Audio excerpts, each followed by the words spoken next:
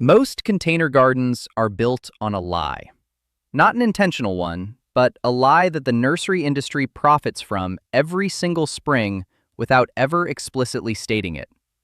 The lie is this: that the plants filling those tables in May, those full, colorful, spectacular-looking annuals overflowing their pots, are what container gardening is supposed to look like. That the natural rhythm of the container garden is buy, plant, enjoy, discard, repeat. Every year. Same containers, same spending, same result.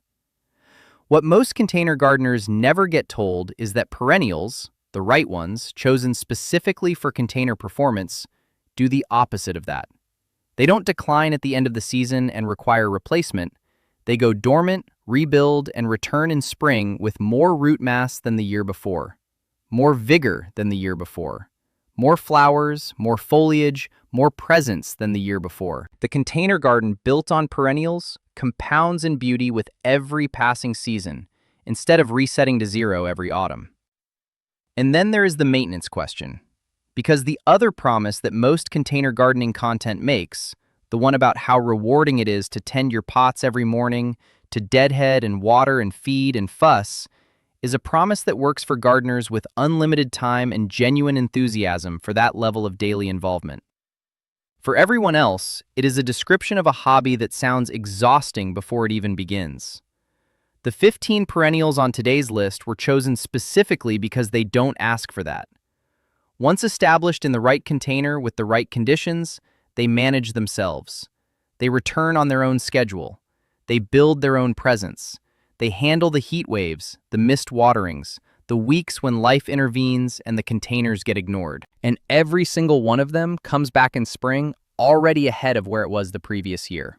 Set them up, forget about them, watch what happens. Let's go through all 15. Number 1 is catmint. Most gardeners underuse catmint in containers the same way they underuse it in borders, planting one specimen where they should have planted 3, placing it somewhere it gets overlooked instead of somewhere its full performance can be appreciated. In a container on a sunny patio, with the pot positioned near seating or along a pathway edge, catmint becomes one of the most continuously beautiful and most genuinely low-demand container perennials available.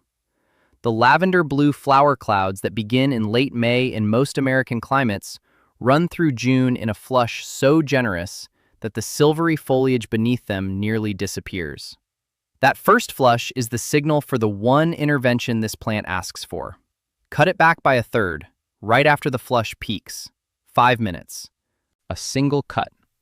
3 to 4 weeks later, catmint returns with a second wave of bloom that carries through late summer with a freshness that looks like a brand new planting rather than a plant finishing its season. Hardy in zones 3 through 8, drought tolerant once the root system has established through the first season, deer resistant, pollinator magnetic from the first flower to the last. The aromatic gray-green foliage releases a cool herbal fragrance when brushed, which in a container positioned near outdoor seating happens constantly and contributes a sensory quality to the patio experience that no visual-only plant replicates. Walker's Low is the most reliable container variety, compact enough for a generous pot, vigorous enough to fill it beautifully, and building into a progressively more impressive specimen with every season it returns to the same container. Number 2 is Echinacea. The Echinacea available to American gardeners right now is not the Echinacea your grandmother grew. Plant breeders have transformed this genus over the past decade into something with a color range and a visual impact that the original purple coneflower, beautiful as it is, simply cannot match.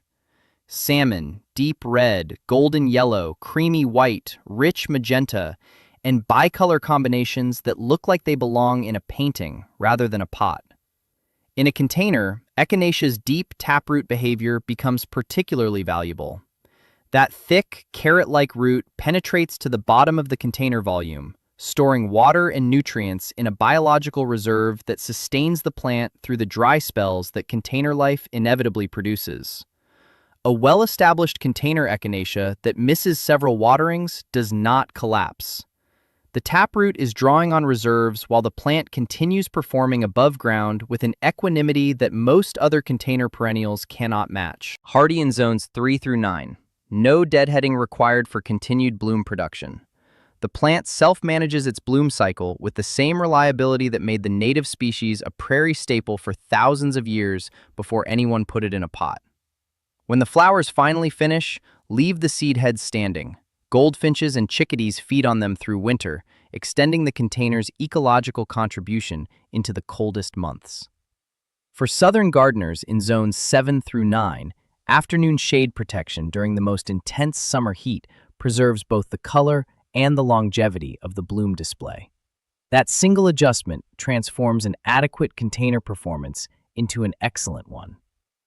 Number 3 is Black-Eyed Susan Goldstrom. The new disease-resistant varieties of Rudbeckia have solved the one problem that gave this plant a complicated reputation in containers: the late-season leaf spot that made plants look ragged in August precisely when they should be at their visual peak. American Gold Rush and Little Gold Star stay clean through the entire season, pushing golden yellow flowers with deep chocolate-brown centers from late June through the first hard frost without the foliar decline that older varieties showed. That bloom window, late June through frost, is one of the longest natural flowering periods of any container perennial available. When spring performers have finished and autumn hasn't arrived, Goldstrom fills the gap with bold, continuous, self-sustaining color that requires no deadheading, no cutbacks, and no management to maintain. The plant handles its own bloom cycle completely. Rhizomes spread through the container volume each season, producing more flowering stems every year, building the kind of container presence that first-year plantings never have. Hardy zones 3 through 9. Drought-tolerant once established. Leave seed heads standing through winter for goldfinch feeding value. In late summer, when monarch butterflies move south, Rudbeckia is one of the specific plants they seek. A container of Goldstrom on a sunny patio in September participates in one of the most remarkable natural events on this continent simply by being there and blooming. Number 4 is hardy geranium Roseanne. The confusion between hardy geranium and the annual pelargonium that fills every big box store in spring costs American gardeners real money every year.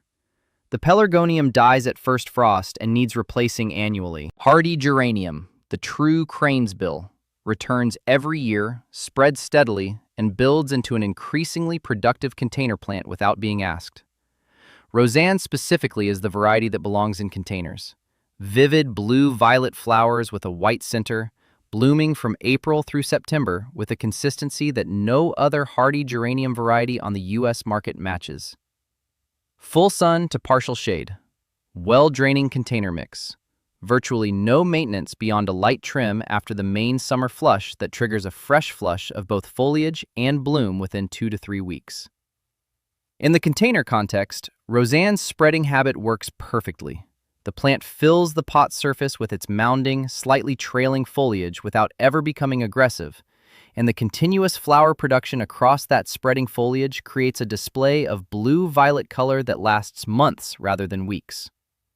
Hardy zones 4 through 8. Small native bees that cannot access deeper, larger flowers find Roseanne wide open and accessible, making this one of the most pollinator-welcoming containers available for partial shade positions.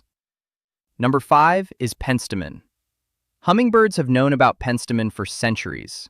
American gardeners are only now catching up with what those birds understood a long time ago: that the tubular flowers of this North American native are among the most wildlife-rich and most visually striking blooms available to container gardeners across virtually every U.S. climate. Penstemon is native to this continent, which means it evolved in American conditions and carries that adaptation into every container it occupies. There are species and varieties suited to nearly every U.S. region, from dry, rocky mountain slopes to humid southeastern gardens to cold northern borders. Vivid scarlet, rich purple, deep pink, soft lavender. The color range covers essentially every warm-toned and cool-toned combination a container design might call for. In the bloom window from late spring through midsummer, with certain varieties continuing into fall, provides color across the critical weeks when container gardens need the most support. The single most important penstemon management rule, the one that determines whether the plant returns reliably or disappears after the first winter, is this: do not prune until late spring. Those old stems protect the crown from freeze damage through the cold months. Cutting them back in autumn is the #1 reason this plant fails to return in zones 4, 5, and 6. Leave them standing through winter. The plant understands its own survival requirements better than our tidying instincts do. Number 6 is perennial salvia. Perennial salvia solves the dead, midsummer container problem more effectively than almost any other pot plant available. Every July, containers that were spectacular in June look spent and exhausted. The spring performers have finished. The autumn plants haven't started.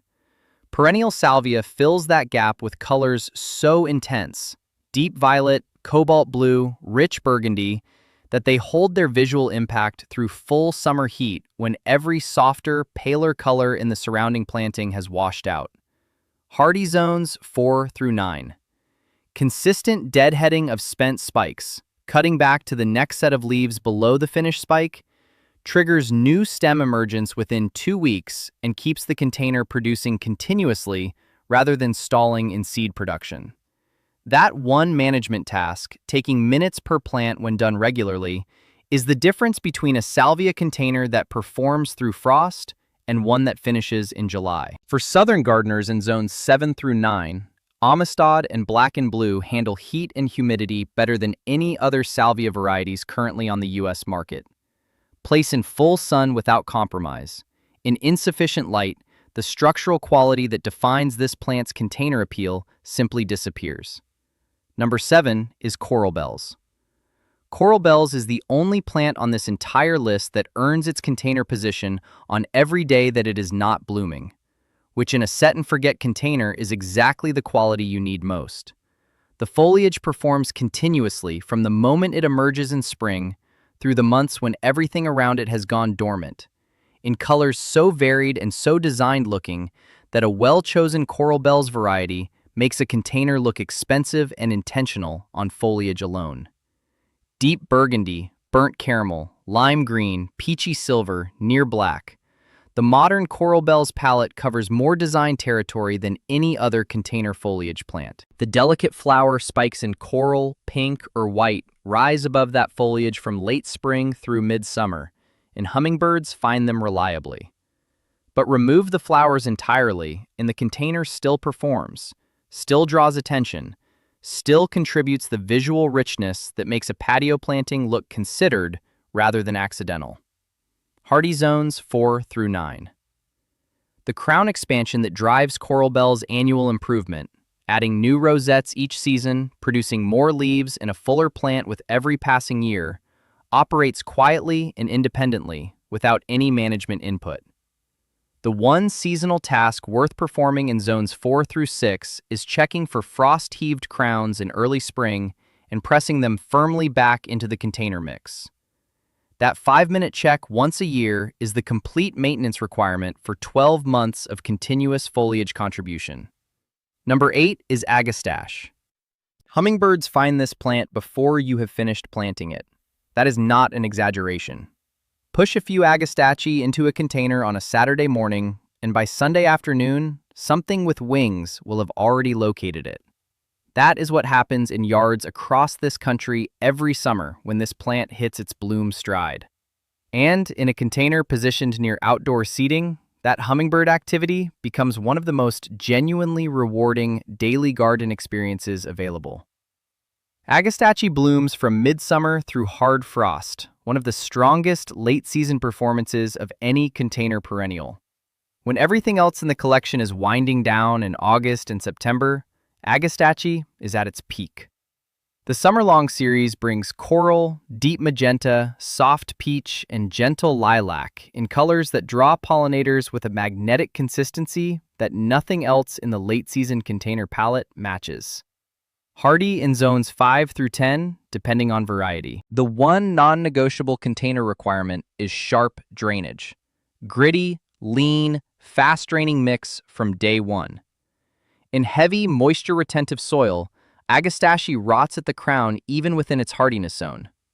Get the drainage right, and it returns reliably, building a stronger crown and a more productive bloom display every season it remains in the same well-managed container. Number 9 is Scabiosa. Scabiosa looks so delicate and refined in a container that most people assume it must be demanding and fussy to maintain. It is neither. The soft lavender blue, clean white, and deep burgundy pincushion flowers bloom from June through late August with consistent removal of spent stems, pushing certain varieties clear into October.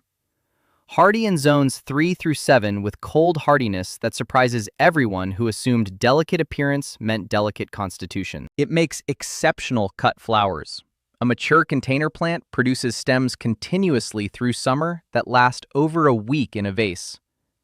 Painted lady and swallowtail butterflies are particularly drawn to Scabiosa at peak bloom. In the right sunny container position, it functions as a butterfly landing pad from June through September, bringing the kind of living animation to a patio that no static plant can replicate. Number 10 is Amsonia. Two completely separate, completely spectacular performances from one permanent container planting, and the vast majority of American container gardeners have never once grown it. The first performance happens in late April and May, when star-shaped powder blue flowers open above clean, willowy foliage. A true clear powder blue that reads beautifully from across the patio, unlike anything else in the spring container palette. Then October delivers the second performance. The entire plant turns brilliant golden yellow that rivals the fall color of ornamental trees costing 10 times as much. Hardy zones 3 through 9. Cut back by a third in late June to keep it compact and encourage the densest, most spectacular autumn color. One cut. That is the complete seasonal management requirement for a plant delivering two separate season-defining displays from the same container. Number 11 is Baptisia. Baptisia looks like it belongs in a botanic garden display and costs almost nothing to maintain once it settles into its container. Deep violet-blue flower spikes rising dramatically above silvery blue-green foliage in mid-spring create a visual impact that stops people in their tracks. Decorative rattling seed pods follow and hold structure through October. Hardy zones 3 through 9 with drought tolerance once that deep searching taproot establishes through the container volume. Plant it in the largest container practical. Baptisia develops significant root mass and rewards the space generously. Choose the position permanently. Once established, this plant builds into a larger, more beautiful, more structurally impressive specimen every single year for decades without division, without repotting, and without anything from you except the space to do what it was built to do. Number 12 is Clematis. Most American gardeners use clematis on a mailbox post and stop there. That represents one narrow application of a climbing perennial with one of the broadest design ranges available to container gardeners. Deep purple, rich burgundy, soft pink, clean white, the color range is extraordinary. Train it up a simple obelisk inserted into a large container, and the entire vertical dimension of a patio becomes available for continuous flower color from late spring through early fall. The one rule that saves this plant's life in northern containers. Plant with roots shaded and cool, top in full sun. Mulch the container surface, keep roots from baking. That single condition maintained consistently produces reliable annual return in zones 4 through 9. Number 13 is Crocosmia. When Crocosmia hits full bloom in July and August, the arching stems loaded with fiery orange-red flowers look like living flames moving through the container. Nothing else in the summer collection produces that specific quality of heat and drama. Hardy zones 5 through 9. In zones 5 and 6, mulch the container heavily in November with a 4-inch layer of shredded leaves over the entire surface. That insulation gives the corms exactly what they need to survive freeze-thaw cycles and return strong every spring. Hummingbirds are drawn irresistibly to the tubular flowers from July onward. Number 14 is chelone. The hooded pink flowers genuinely resemble a turtle's open mouth. Immediately obvious, consistently surprising, and unlike anything else in the late-season container palette. Blooming from August through October, chelone fills the critical gap when most containers are exhausted and autumn hasn't delivered its full display. Hardy zones 3 through 8. The container position that unlocks chelone's best performance is consistent moisture with partial shade. Conditions that are genuinely difficult to achieve in open borders, but completely controllable in a managed container. A container that stays consistently moist in a part-shade patio position is not a limitation. It is chelone's ideal environment. Bumblebees work the flowers with an enthusiasm that makes the container visibly, audibly alive through late summer afternoons. Number 15 is veronicastrum. Most American gardeners cannot name this plant. That gap between how extraordinary it performs and how rarely it appears in home containers is one of the most significant missed opportunities in U.S. container gardening today. White or soft lavender candelabra-style flower spikes, rising 4 to 6 feet from a large container with a structural presence that nothing else in the summer collection replicates. Hardy zones 3 through 8, blooming July through September, documented as a nectar source for over 100 species of native bees and butterflies. Use the largest container available, a half barrel or a substantial resin pot at minimum. Plant at the center of a grouping where that height anchors surrounding lower containers. Within 2 full growing seasons, veronicastrum becomes the plant every visitor asks about without fail. 3 rules that make every plant on this list perform at its set and forget best. Drainage before everything. Every container must drain freely and never sit in standing water. This single condition determines success or failure for more plants on this list than any other factor. Test every container before planting and raise it on pot feet if necessary. Choose the right size. The containers that make perennials genuinely set and forget are larger than most people initially reach for. 16 to 18 inches minimum for most varieties. Larger for Baptisia, veronicastrum, and clematis. More soil volume means more root space, better moisture retention, and dramatically less frequent watering through the hottest weeks. The 2-zone rule for cold climates. Container roots are exposed to temperature extremes that in-ground roots never experience. Choose perennials rated at least 2 hardiness zones colder than your local zone for reliable container survival through winter. A Zone 6 gardener plants Zone 4 perennials. That buffer is what makes set and forget genuinely achievable rather than aspirational. 15 plants. 1 permanent investment. A container garden that builds beauty every single season without asking you to start over. Which plant from this list are you putting in a container first? And which one surprised you most? Drop both answers in the comments, because gardeners in your exact zone reading your real-world experience is worth more than any nursery tag description ever will be. Thank you for watching this video. Click here to watch another video that might interest you.